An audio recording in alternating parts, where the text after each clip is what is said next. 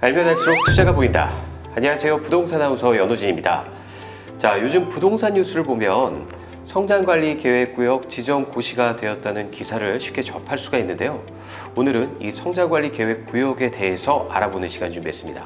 우리 토지요정 라떼비버님 모시겠습니다. 안녕하세요. 토지요정 라떼비버입니다. 네. 아직까지 토지요정이라는 부분에 대해서 적응이 조금 안 되시는 것 같아요. 네. 인정해 보려고 노력 중입니다. 충분히 요정답습니다. 네.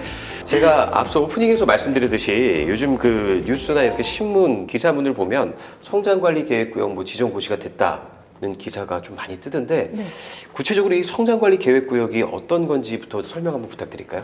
혹시 아나운서님 지난 시간에 그 용도 지역 설명드렸던 거 기억하시나요?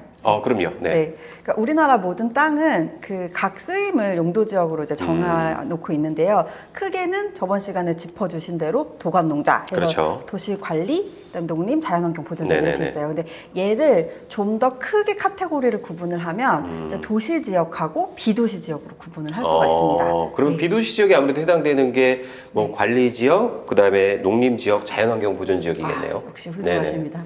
그래서 이 성장관리계획구역이 뭐냐면 그런 비도시 지역의 난개발을 막기 위해서 이제 새롭게 시행된 제도인데요.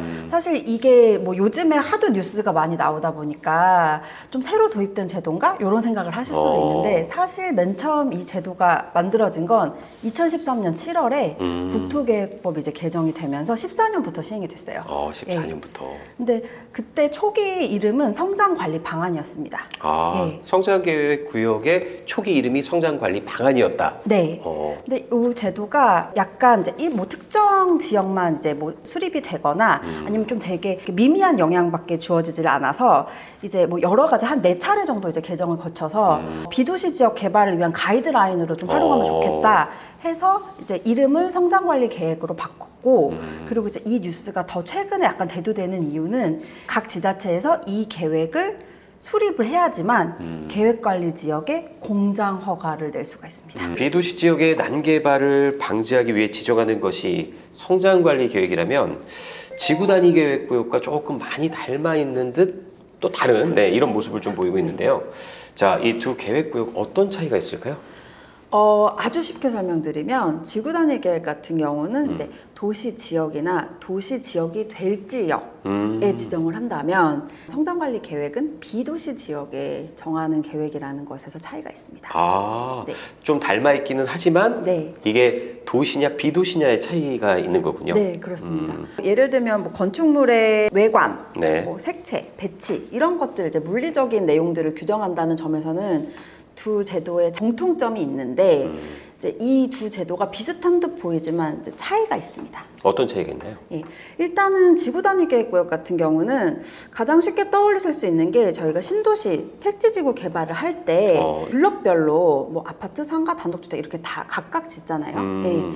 이런 식으로 할 때 지구 단위 계획을 이제 수립을 해서 그 해당 지역을 개발을 하기도 하고 그리고 낡은 구도심을 정비할 때 그때도 용도 지역에 맞게 그냥 개발을 하게 두면 그게 되려 난개발을 유도할 수가 있거든요. 그렇기 때문에 그런 지역들은 지구 단위 계획으로 묶어서 이제 계획 개발을 하는 그런 부분이 있는데요. 성장관리 계획 같은 경우는 비도시 지역을 규정하는 계획이라고 말씀을 드렸잖아요. 근데 이제 비도시 지역이 어떤 식으로 개발이 될까요, 아나운서님? 어떤 식으로 개발이 되나요? 그러니까 지난 시간에 저희가 공장에 대한 얘기를 살짝 했었는데 이미 지어진 공장을 사는 게 낫냐 아니면 아무것도 없는 땅에 내가 공장을 새로 지어서 사는 게 낫냐 뭐 이런 걸 물어보신 회원님이 계셨거든요. 그러면 농지에 만약에 개발을 한다 그러면 허가를 받아야 되겠죠. 그렇죠. 개발행위 허가를. 그래서 그 개발행위 허가를 받을 때 예전에는 계획관리 구역이다, 뭐 도로 조건이나 이런 것들만 맞으면, 그러니까 그 지역 그 해당 지자체의 조례나 이런 걸로 큰 문제가 없으면 허가가 났었죠. 이게 도로가 붙어 있는지, 그리고 도로폭이 맞는지, 도로폭이 맞는지, 이게 뭐 현황 도로로서 뭐 이전에 이력이 있는지 뭐 등등을 알아보고. 그것만 해당이 되면은 허가를 내줄 수 있는 거 아닌가요? 그랬었었죠. 그런데 이 성장관리 계획이 도입됨으로 인해서 방금 전에 저희가 살펴봤던 뭐 주거형, 복합형, 산업형 이런 용도들이 있잖아요. 해당 땅이 계획관리 지역이지만 성장관리 계획상 공장을 지을 수 있는 산업형 여기에 부합을 해야지만 앞으로는 허가를 받을 수 있게 되었습니다. 네. 예. 자, 그러면 이 성장 관리 계획의 세부 내용이 어떻게 되는지 네네. 세부 내용 한번 좀 확인해 보도록 하겠습니다. 네. 그 국내에서 이 성장관리 계획의 전신이라고 할 수 있는 성장관리 방안이 가장 처음 이제 도입됐던 곳이 2016년에 세종시에서 이 제도를 도입을 했습니다. 그래서 제가 국토부 자료를 좀 가지고 와봤는데요. 초기 자료를 보면 심플합니다. 그러니까 규제랑 관리를 해야 되는 지역과 개발과 정비가 필요한 지역, 이렇게 해서 보전할 때는 보전하고 개발할 때는 개발할 곳, 이런 식으로 이제 구별을 해뒀어요. 네. 그래서 보시면 세종시 지도를 보시면 전체 지도 중에 굉장히 일부분, 요 노랑, 빨강, 보라색만 이렇게 해당되거든요. 네. 그래서 이렇게 일부에 한해서 지정이 됐다는 걸 알 수가 있어요. 그래서 여러 가지 한계로 인해서 이제 성장관리 계획을 좀 더 체계적으로 적용을 해보자라고 해서 이제 제도 개정이 됐던 것인데요. 세부 내용을 한번 살펴볼게요. 역시 국토부 자료를 통해서 한번 볼게요. 네. 우선 개발이 많이 될 지역에 대해서 이제 계획적 개발을 유도하기 위한 계획이 성장관리 계획인데요. 포인트가 지자체 재량입니다. 그래서 이제 요즘에 각 지자체에서 앞다투어서 발표를 하고 있는 거예요. 그래서 약간 이름도 좀 다르고 규제 내용도 좀 다릅니다. 네. 근데 이게 이제 지금 막 나오는 이유는 올해 1월부터 요걸 수립하지 않은 지역 같은 경우는 그 계획관리 지역에 공장이랑 제조업이 허가를 낼 수가 없어요. 제한이 되는군요. 네. 그래서 이제 요즘 막 뉴스가 쏟아져 나오는 거고요. 대상 지역은 좀 아까도 말씀을 드렸지만 이제 비도시 지역, 녹간농자, 요 지역 중에 이제 개발이 많이 되는 지역, 난개발이 예상되는 지역을 이제 대상 지역으로 하고요.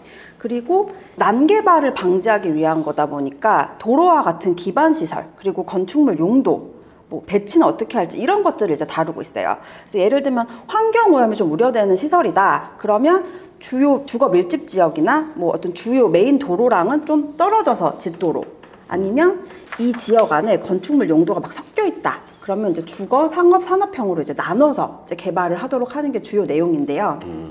규정을 지켰을 때 근데 혜택도 있습니다. 네. 그러니까 잔소리를 쏟아내는 계획이기는 하지만 이 규정을 준수를 할 경우에는, 그러니까 본인들이 의무로 정한 용도나 이제 권장하는 용도로 개발을 했을 경우에는 건폐율과 용적률이 상향이 되는군요. 네, 그렇습니다.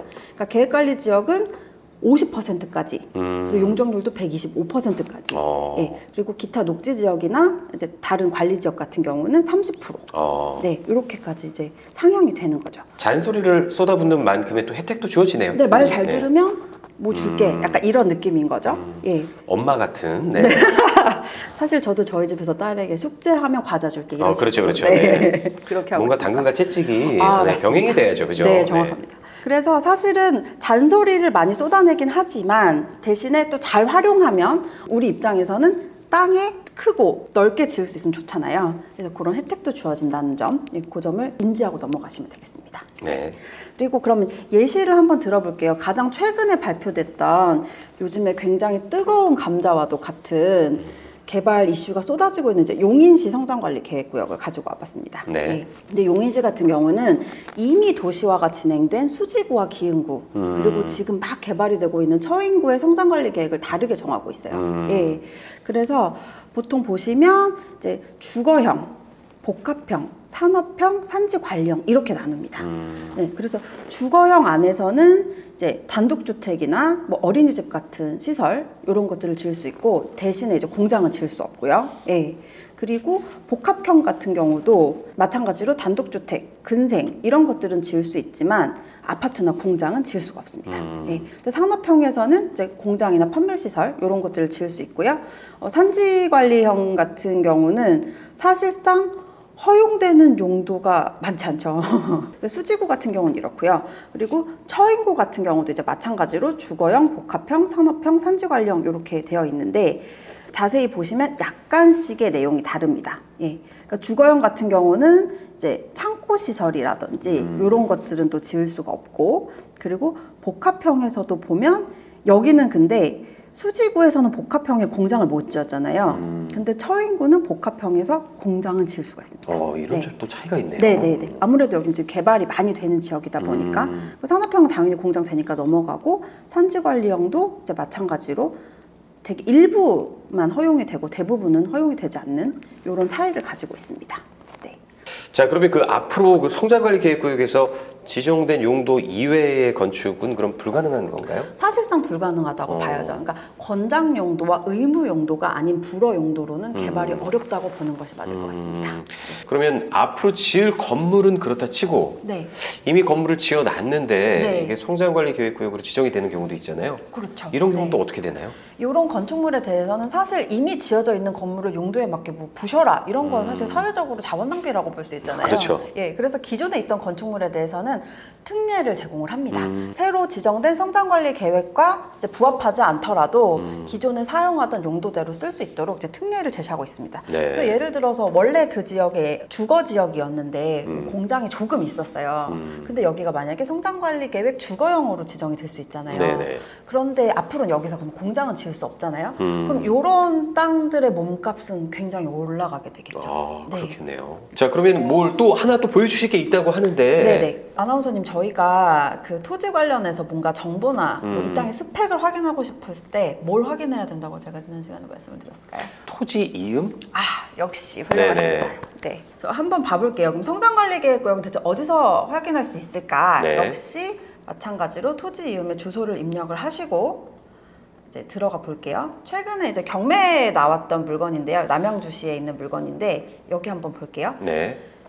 용도 지역은 계획관리 지역입니다. 그리고 사실상 이 성장관리 계획을 어디서는 제2의 용도 지역이라고 부를 정도로 이제 중요하다라고 말씀을 하시는데 바로 옆에 표시가 되어 있습니다. 계획관리 지역 옆에 네, 성장관리 계획구역이라고. 예, 네. 그래서 여기는 산업형으로 지정이 되어 있습니다. 그 지구 단위 계획은 어떻게 보면은 용도 지역을 무시할 수 있을 정도로 네. 강한 존재잖아요. 네네. 이 성장관리 계획구역 역시 그런가요? 그렇습니다. 사실상 허용되지 않는 용도는 앞으로 개발이 어렵다고 봐야 되겠죠. 예. 네. 자, 그러면 만약에 나는 공장을 지을 용도로 매입하는 땅이라면 네. 이게 성장관리 계획구역인지 아닌지 한 번씩 체크해보는 게 또 굉장히 중요한 포인트가 되겠어요. 네. 그러니까 토지 투자도 점점 더 약간 정교하게 변해가고 있는 것 같아요. 그러니까 예전에 어른들이 그런 말 하셨잖아요. 그냥 수도권에 뭐 아니면 어디 목 좋은데 땅 두고 있다가 묻어두면 그게 돈이 되는 거다. 네. 예, 뭐 그런 말씀을 하셨는데 요즘에는 그렇게 투자했다가 큰일 납니다. 네. 그래서 사실은 제가 뭐 책에서도 말씀드리고 강의 때도 항상 말씀을 드리는데 내가 땅을 투자를 할 때 이걸 어떻게 활용을 할 건지 어떤 용도로 사용을 할 건지. 네, 그 부분을 반드시 체크를 하셔야 될 것 같아요. 그래서 거기에 부합하는 용도의 땅을 찾으셔야 되는 거죠. 그러니까 예를 들면 나는 그냥 집을 지을 땅을 사고 싶은데 알고 봤더니 산업형 땅이구나. 뭐 네. 이러면 사실 공장 지을 분한테 팔면 되겠지만 반대로 공장을 지으려고 땅을 샀는데 주거용을 사면 낭패잖아요. 예, 그래서 이런 부분들을 좀 앞으로는 굉장히 주의를 하셔야 할 것 같고 사실상 처음에 저 아나운서님이랑 제가 잔소리가 또 하나 늘었다 이렇게 얘기를 하긴 했지만 어떻게 보면 이 성장관리 계획이 힌트를 준다고도 볼 수 있어요. 예, 그러니까 어떤 힌트를 주는 건가요? 네, 그러니까 앞으로 이 지역은 도시 지역에 편입이 돼서 그러니까 도시 지역으로 확장이 되면서 뭐 업무지구나 주거 지역으로 편입이 되거나 이 지역은 개발이 될 거다라는 힌트를 준다고도 볼 수 있겠죠. 예. 힌트를 주는 포인트가 될 수도 있다. 네, 돈 되는 땅이 될 거다. 아무것도 없는 지역보다는 이 지역은 개발이 될 거니까 이런 식으로 활용이 될 거다라는 힌트를 주는 그런 제도라고 보시면 좀 더 활용하시기 좋지 않을까라고 생각이 됩니다. 네, 오늘은 라떼 비버님과 함께 성장관리 계획구역에 대해서 알아봤는데요. 여러분 이렇게 뉴스를 보실 때도 그냥 보고 그냥 넘어갈 게 아니라 모르는 부분에 대해서는 한 번씩 이렇게 꼼꼼히 체크하고 공부하는 습관 들여보면 여러분들 투자에 굉장히 큰 도움이 되지 않을까 싶습니다. 저희는 앞으로도 여러분의 투자에 알찬 정보 제공해 드리기 위해 최선을 다해 노력할 것을 약속드립니다. 자, 다음 시간에 또 찾아뵙도록 하겠습니다. 시청해주신 여러분 감사합니다.